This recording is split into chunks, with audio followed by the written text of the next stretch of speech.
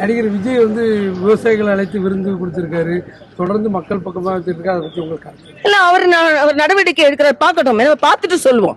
விவசாயிகளை கூப்பிட்டுருக்காரு, நம்ம யாரெல்லாம் கூப்பிடுறாரு, யாருக்கெல்லாம் செய்யறாரு, அது வந்து உண்மையா நடவடிக்கையா ஷூட்டிங்கா, அதெல்லாம் நம்ம பார்த்து தெரிஞ்சுக்கலாம்.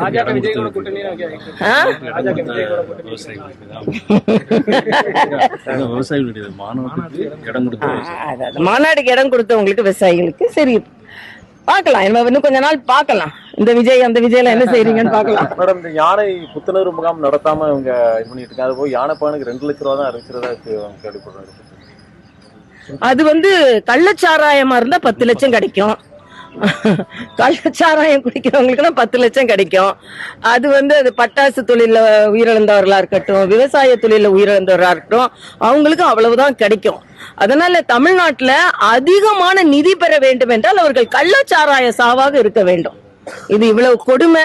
அதனால பார்த்து நடந்து கொள்ளுங்கள் என்பதுதான், வேண்டியவர்களுக்கு அதிகமானவற்றை கொடுங்கள் என்பதுதான் எனது கருத்து.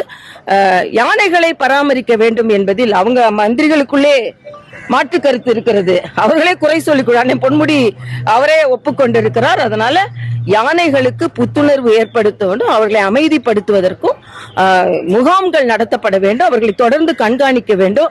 அவர்களை எப்படி விலங்கின மருத்துவர்களை வைத்து தொடர்ந்து கண்காணித்து அவர்களின் மனநலத்தையும் உடல் நலத்தையும் பாதுகாக்க வேண்டும் என்பது எனது கருத்து.